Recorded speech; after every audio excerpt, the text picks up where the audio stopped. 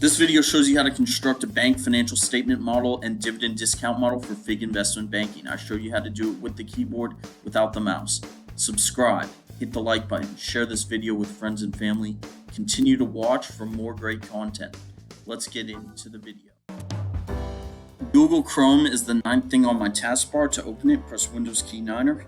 Alt E as in Echo, B as in Bravo to get to the bookmarks. Arrow up to Google Colab. Going to go to cost of equity for bank. This first part of the video, I'm going to show you how to calculate cost of equity for a bank.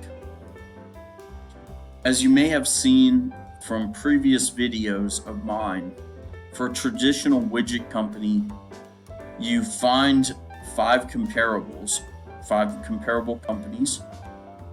You calculate their levered betas based on historical data from Yahoo Finance or Bloomberg or wherever you get your data from. You figure out their debt to equity ratios to delever those betas with the Modigliani-Miller formula. Levered beta divided by 1 plus the product between the firm's net debt to equity ratio and 1 minus its tax rate equals unlevered beta. Then you take the average of the unlevered betas and then you relever them at your target company's current capital structure.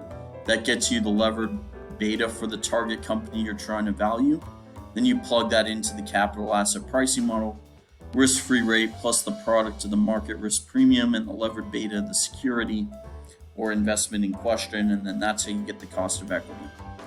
You can't really do that for a bank. The reason why is because you can't separate operational and financial leverage for a bank with the levered and unlevered betas technique. And the reason why is banks make loans and issue bank credit to finance those loans, and they also sell prepayment optionality in some cases to partially self-finance those loans as well. So there's no such thing as an unlevered bank. So what you do for a bank is to find the five comparables, use the CAMELS approach. So that's capital adequacy, asset quality, management quality, earnings quality, liquidity, and surplus capital, also called solvency. That's the approach you take, and then you use the Monte Carlo method based on those comparables to calculate the cost of equity for your target bank. And so that's what I'm doing in the first part of this video is we're calculating the cost of equity for our bank. In this case, I've just chosen 5 banks: Bank of America, Citigroup, Goldman Sachs, JP Morgan Chase, and Wells Fargo.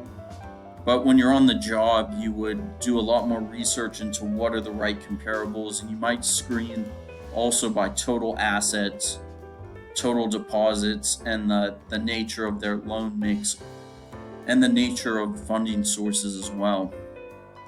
But for today's video, let's just assume those 5 comparables that I listed are the correct ones, and then we can start doing this in Python. So import panel data analytics and statistics, import numerical Python, import the mathematical plotting library, import Seaborn for visualization, and import Yahoo Finance. Then I create a list of tickers, and I put the ticker symbols in that list of each of the 5 banks.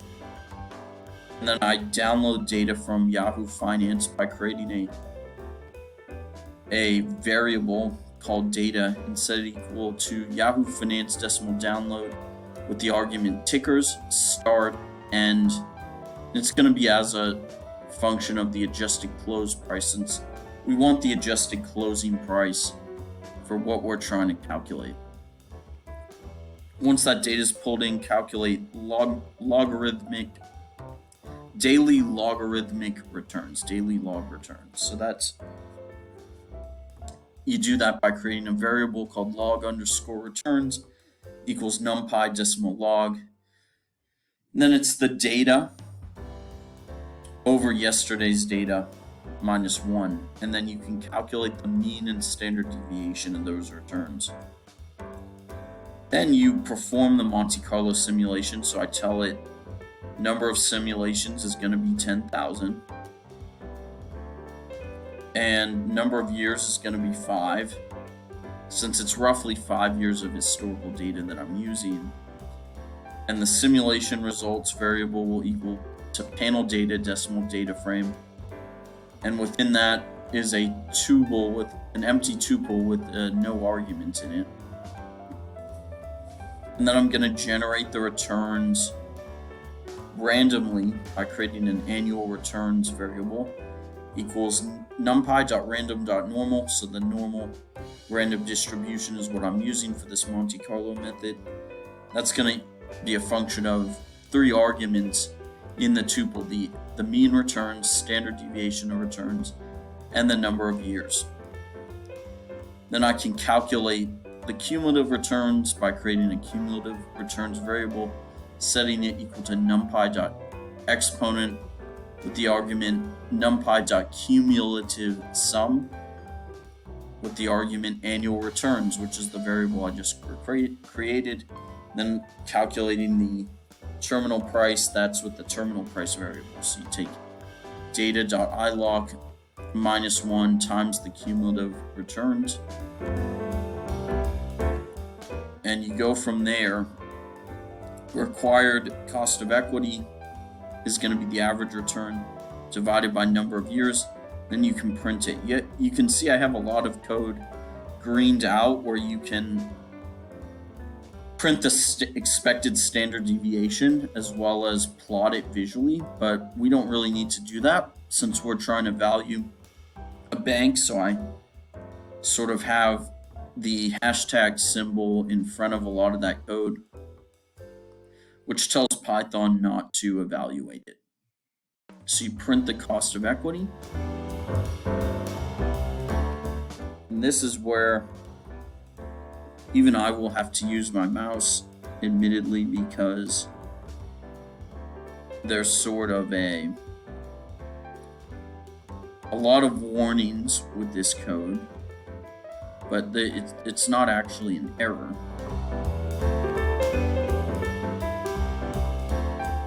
So I will have to scroll down until we get to the end.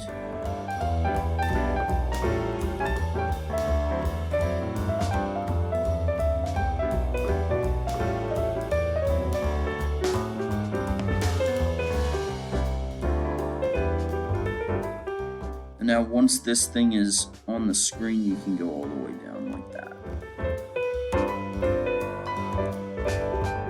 Now we can see the required cost of equity is 23.7, roughly 79% per year. And that's at the bottom. So that's how you calculate the cost of equity with the Monte Carlo method. It's worth noting that that's a very high cost of equity, especially for a public set of comparables. But I used only 5 banks and it was for a limited time frame. So if I had used a different set of data, I may very well get a very different cost of equity. So the key here is, and I'm going to talk about some of these concepts, when valuing a bank, you're using dividends as a proxy for levered free cash flow. And you're discounting that at the cost of equity to get the intrinsic market capitalization of the bank. And so if you think of unlevered free cash flow equals earnings before interest and tax times 1 minus tax rate plus depreciation and amortization minus capex minus change in working capital. You discount that at the weighted average cost of capital in an unlevered discounted cash flow analysis to get to enterprise value. So enterprise value doesn't work for a bank because banks often have a lot of excess cash that may cause the enterprise value calculation to lead to a negative number. And then there's no such thing as an unlevered bank, as I mentioned earlier on this video. And then for that unlevered free cash flow calculation, earnings before interest and tax doesn't exist for a bank, since banks earn interest based on the assets on their balance sheet, and interest is the top line for the bank. Depreciation and amortization. Banks don't have a lot of property, plant, and equipment, so they don't have a lot of depreciation. CapEx does not represent reinvestment in the banking business. Reinvestment in regulatory capital does. And finally, working capital, which is current assets minus current liabilities, is too volatile of a liquidity metric for a bank because they've got cash and cash equivalents flowing in and out each day, and so working capital is not the right liquidity metric.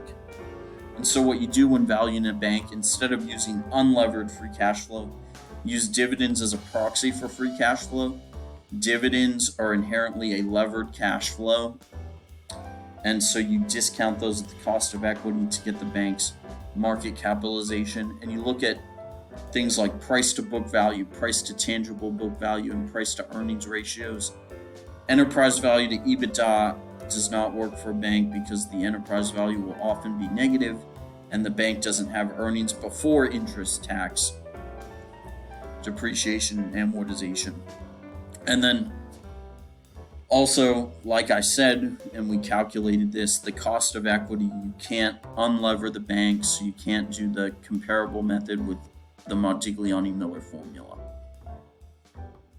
So those are some of the differences that you look at when valuing a bank. And now, thank you for watching this. In part 2 of this video, I'm going to go into the financial statement modeling and dividend discount model for the bank. Please stand by and stay tuned. This is part 2 of my video on bank valuation and financial statement modeling. In part 1, I showed you how to calculate the cost of equity. That's a dark red value. It'll be from Python. For the rest of the values, blue values are hard-coded, black values are formulaic. There's circularities intentionally built into the model today for interest income and interest expense.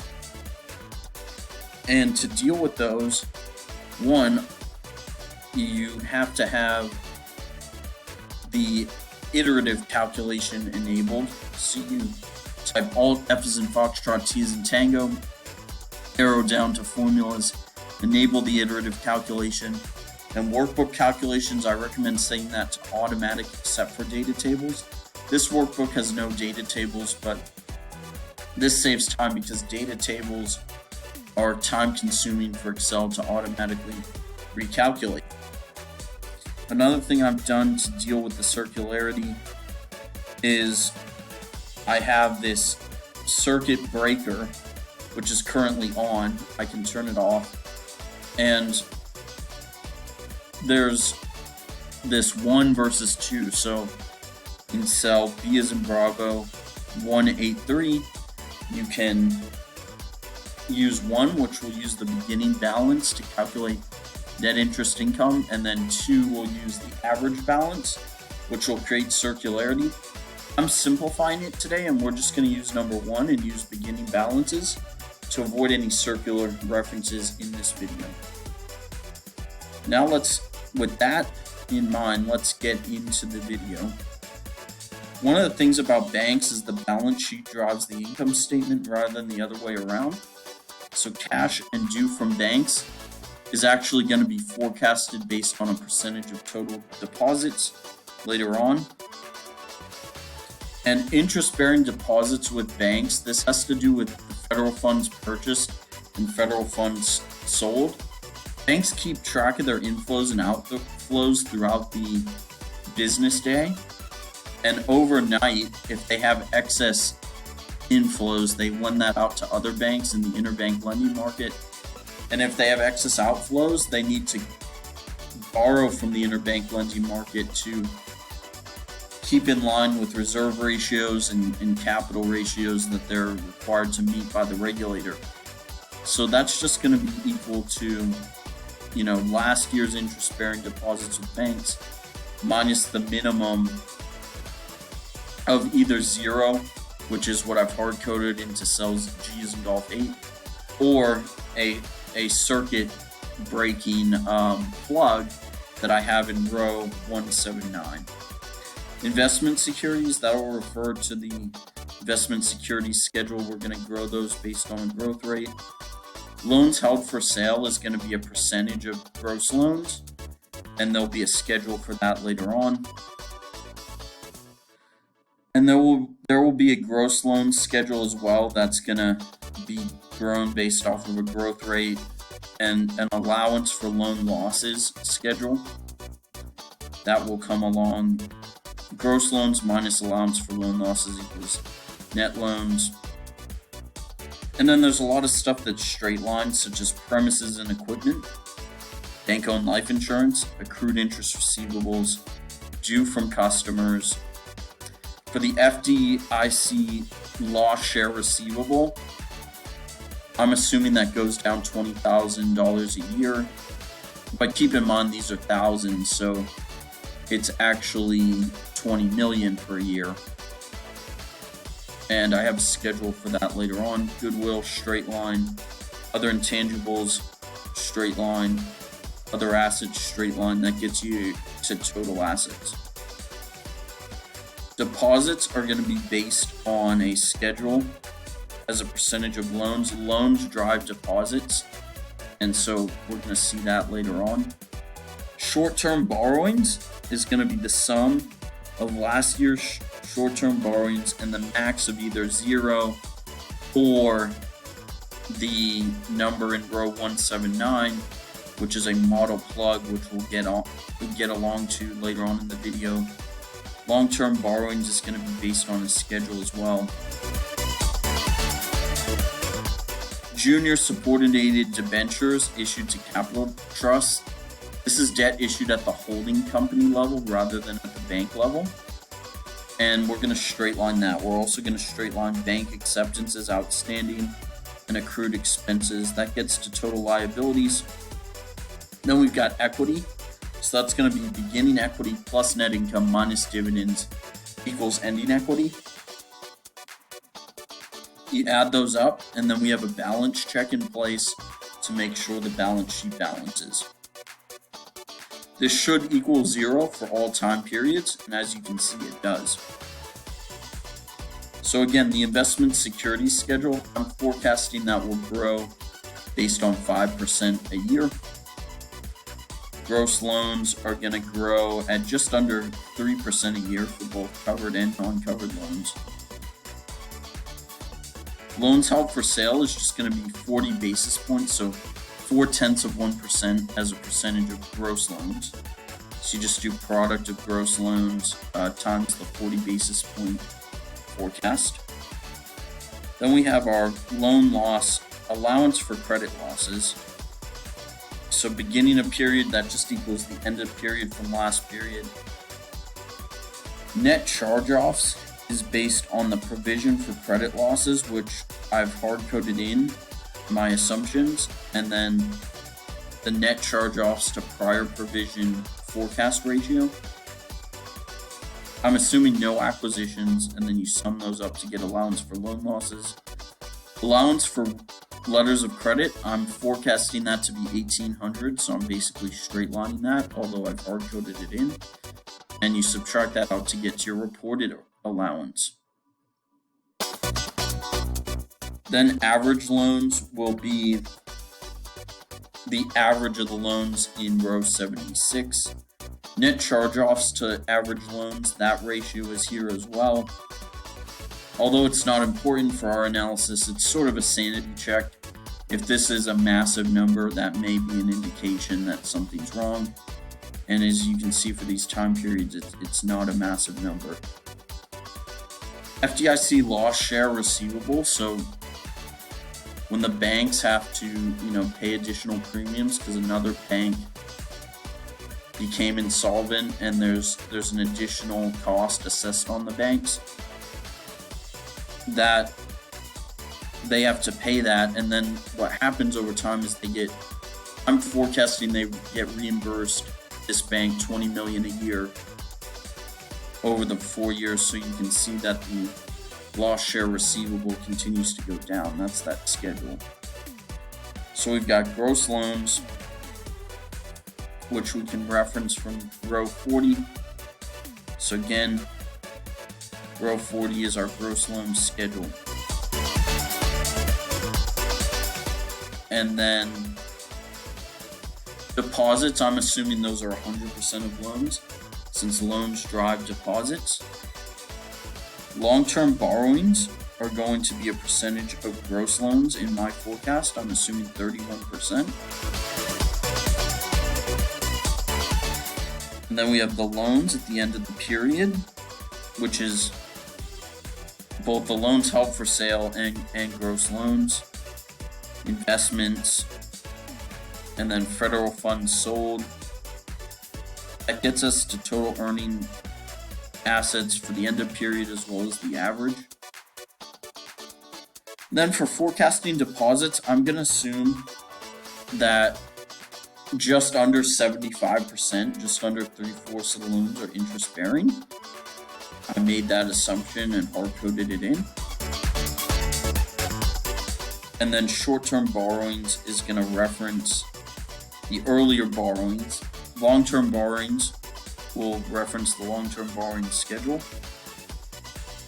Again, this will reference the balance sheet, the junior subordinated debentures. That's basically straight lined. And that gets us to our total interest-bearing liabilities, both the end of the period and the average. And so you can see what growth rates for these different items were implied based on the forecast I've built so far. Net interest income is going to be driven by interest earning asset yields, which is basically equal to the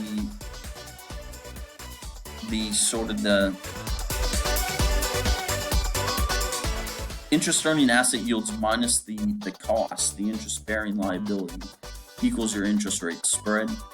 I'm hard coding the forecast in, and then I can, interest earning asset yield is basically a plug, so I can sum those together to get the yields that I'm forecasting.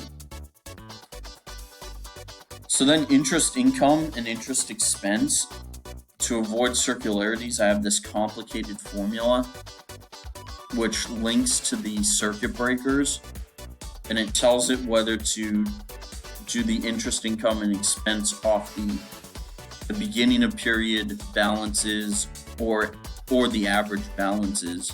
And then the difference between those two is the net interest income. Some banks have a tax equivalent adjustment, and so by subtracting that out, you get the tax equivalent net interest income, because they have, certain interest that's non-taxable. You can see what the margins are here.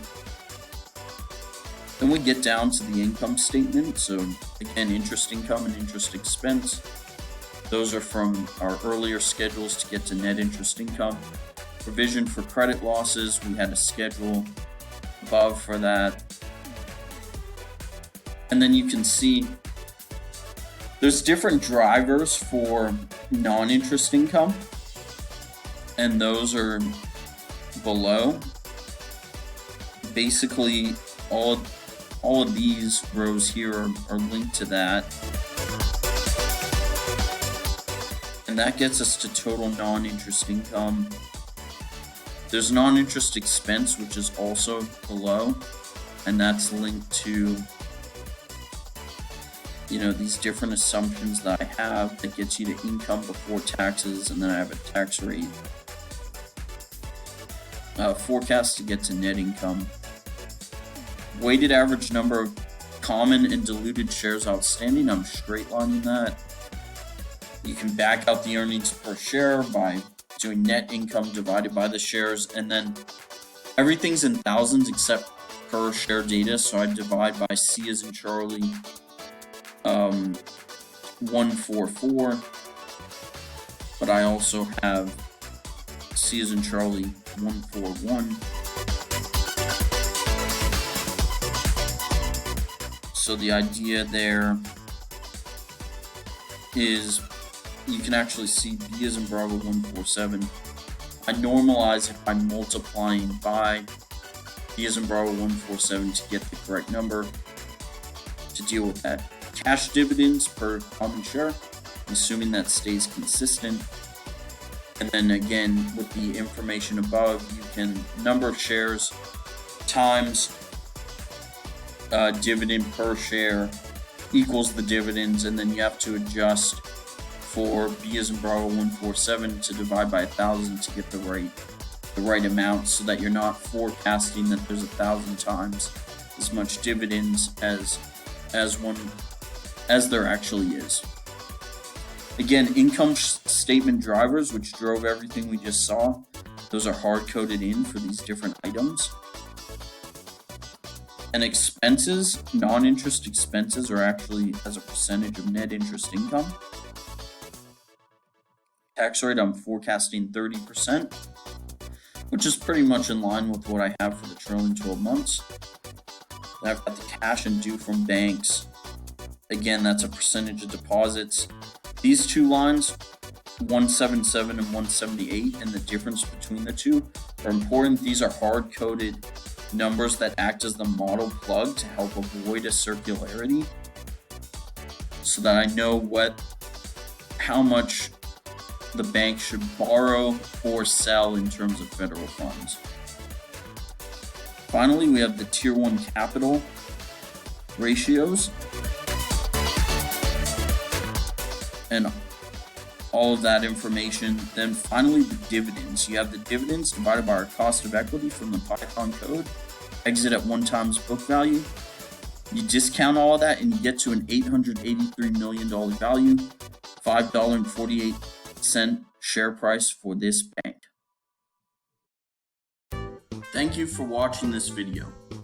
Please subscribe to my YouTube channel, hit the notification bell, hit the like button, leave a comment below, and please buy my books. The links to those will be in the description of this video.